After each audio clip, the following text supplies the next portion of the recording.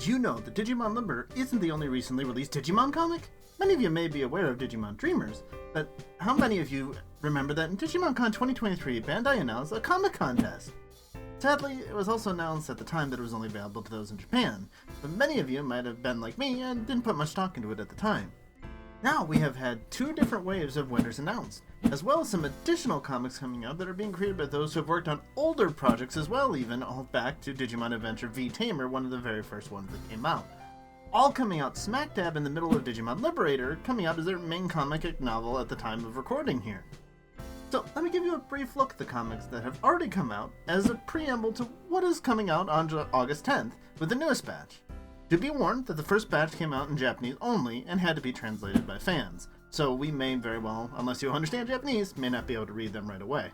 Even for the ones that are out as I'm talking about them, I'll try to keep spoilers to a minimum, as this may very well be the first time that many of you have even heard of these comics. So let us first dive into what is already out to give us an idea of what is yet to come. So let us start looking at what came out in the first wave that were released pretty unceremoniously, and many of us probably missed, including myself at the time when they came out. They fall into 2 categories in the first one. There was the runner-up and the honorable mentions, as well as they fall into a 3rd category of final choice, which are ones that have not been translated and I don't know as much about, but we'll go over very briefly. So let's go into the honorable mentions first. 20 Years a Samurai by Sauda Ishigo. I am so sorry if I butcher any of your names. I am not a native Japanese speaker, and since these people had to be in Japan, pretty much all these are Japanese names. It follows the main character, Takino, who lives with Kodamon, who he has raised from in childhood. And one night he encounters a Digimon other than Kodamon for the first time, is the synopsis that was given. Now if you actually read this follows along pretty well.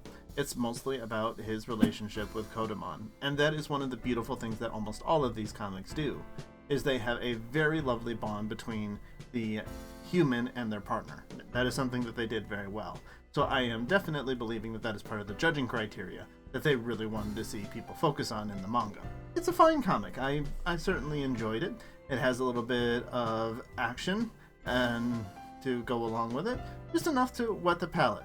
But do keep in mind that all of these comics are one-shots. They're self-contained, nothing else likely will come of them. So there is only roughly 25-30 pages to each of these and they're done. Unless more is to come later, which we shall see. Digimon Children Code is another runner-up, or another honorable mention that came up, and this one is by Ayumu Minato.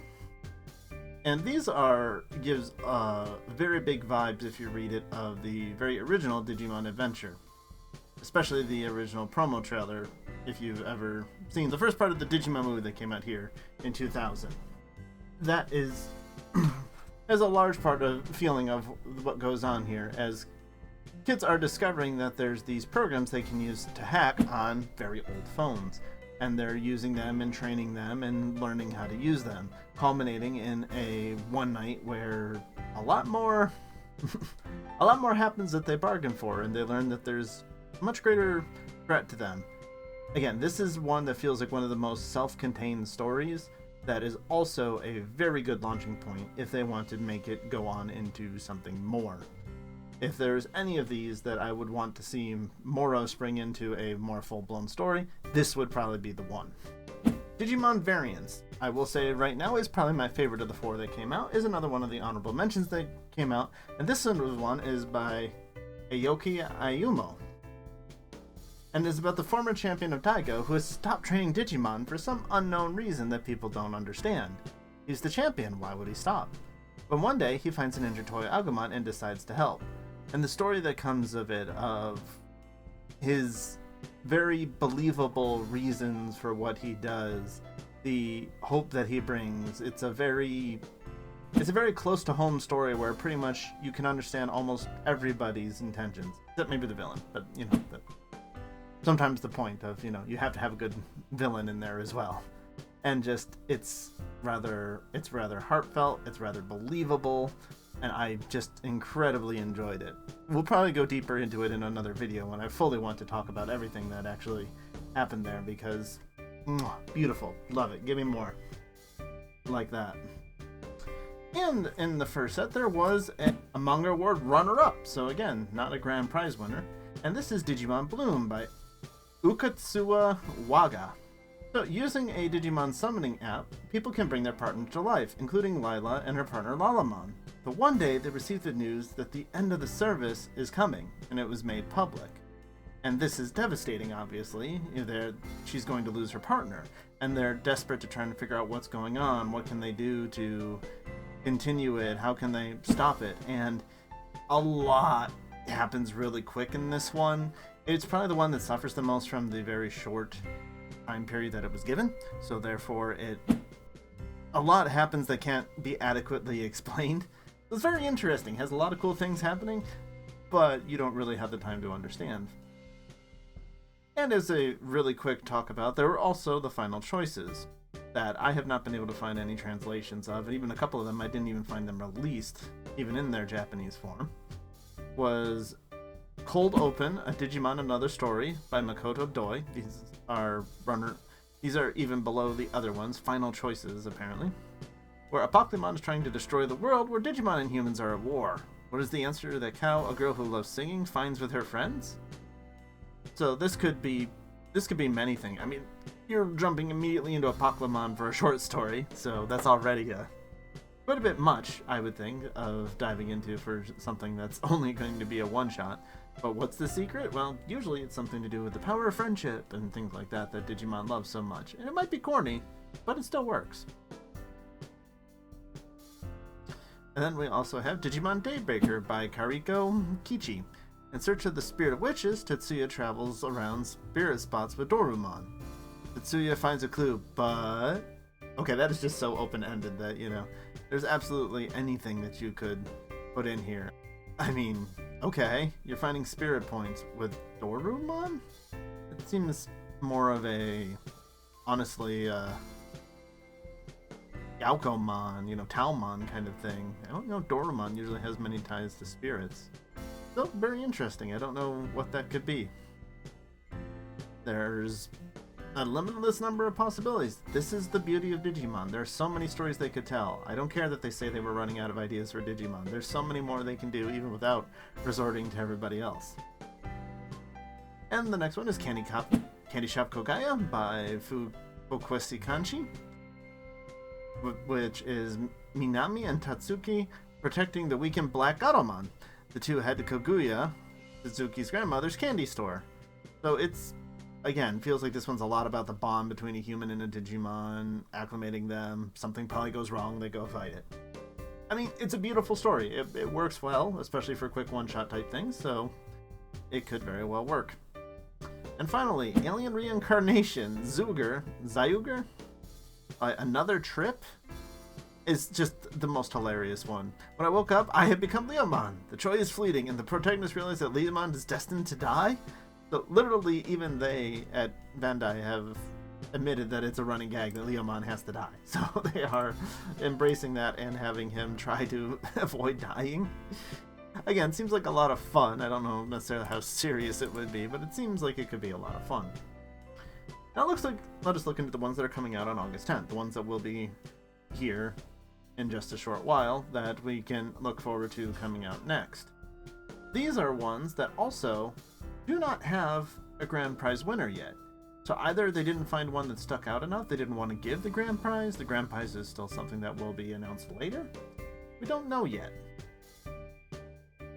So, the very first one that was, let's again go through in the same order. Let's do the two honorable mentions first. Digimon Knuckles by Ichigo Satoda. I highly doubt it has to do with the Echidna, and I've already heard many people say that if Marcus doesn't show up, they'll be very disappointed. I bet you they're going to be disappointed. I don't think he will show up. Haruka, a boy whose father has gone missing, is visited by the Holy Knight Genkumon. Genkumon is coming to act as his father? Now again, we know that Digimon can have paternal and maternal instincts. We've seen it before in the Village of Beginnings, or the Primary Village, depending which one you want to call it. We've seen it with Frigimon in Digimon Data Squad. We saw literal parents in Cross Wars. So, I mean, this is a thing that happens in Digimon. I mean, you could get up to quite the hijinks, especially if Genkamon tries to train this supposed son, because I don't think a human is going to be able to stand up to what he trains Digimon with. And the other honorable mention one is Digimon Paradox by Ayumu Minato. Now, you may have noticed that if my research is right, you've heard these names before. These are the same people that made other manga in this. So did these same people submit 2 different ones? And they both won? But Digimon Paradox is where Reiji, a kind-hearted Yankee... Ooh, whoa, we're actually talking about, something outside of Japan? Digimon doesn't do anything outside of Japan. We know, but anyway. He rescues a Digimon that is a biological weapon from the future. A fully fledged sci-fi battle unfolds across times and space. So we're finding a weapon and it's just a full-fledged battle. So this one seems much more action-packed than some of the others that we have been talking about. And if it's a paradox and we're going through times and space, this just seems like a crazy, wild, fun ride for those of you who love your Dragon Ball Z and lots of action. I highly doubt we're going to have too deep of a story here, unless it's somehow in Reiji, a kind-hearted person finding out and a taste for battle. And another award runner-up that was like Digimon Bloom then is Digimon Recollection with Waga Otori, where Riko, a high school girl who loves Digimon pets, struggles to restore her Digimon toys that have materialized. So it's a girl who's gotten into Digimon and doesn't want their Digimon to die. Well, if any of you have played Digimon World or had a V-Pet or anything, you understand this play, that your Digimon just does eventually die and grow old. So being one that wants to save them is something that definitely we all understand as Digimon fans. But what more is going to come of that? I mean, it could be some beautiful bonding and moments of that, which personally I think could be fine. I love that kind of stuff, but generally for some of these I feel like it will probably need a little more. Now, since there's no grand prize winner, let's look at 2 more that are still coming out. Yes, there's a lot of these. But these 2 are actually written by people that have already done Digimon before. Where Hiragana Digimon, A Tale of the Royal Knights, is by Tenya Yabano. And if you look at their history, they have worked on Digimon manga before, including Digimon Dreamers and Digimon V-Pet, and Digimon V Tamers, the original one with Tai and Zero. So he has been around Digimon manga forever. And he's going to be writing A Tale of the Royal Knights, which is the latest work by the legendary Digimon manga creator is here. Cute and certainly spiky/prickly Digimon are the focus of this work. I mean, that tells us absolutely nothing. And we've gotten a lot of stuff with the Royal Knights. So, I mean, it could be very different. The style on the cover is very cutesy, so it could be very different indeed to what we're getting in the other ones, or compared to what we've gotten in the past. If this is someone that's written Dreamers and V-Tamer, I am fairly confident that it will be at least a fun read. But I don't think it's actually tied to anything. I don't think it's going to be more than the one-offs of the others until I am proven otherwise. And finally, Digimon Seekers is actually getting a continuation. Or is it? Because it's a prequel called The Witch of the Crossroads, which is a spin-off work starring Zhu Yulin. And for those of you who don't remember, that's Ryudamon's partner. That was part of the Digipolice. For those of you who don't remember your Seekers characters, because I'll be honest, I had to look it up when I first heard it.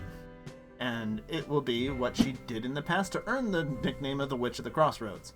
And I will again admit, I did not remember she was called the Witch of the Crossroads. Maybe that was done in the flashback, but I lost track of so much in that flashback. My eyes kind of glazed over. It was way too long. But okay, so we're going back into the past of Seekers. That makes perfect sense to me. How are we not doing this about, especially with this character, about the first digital dive and her first partner, Palmon? What happened there?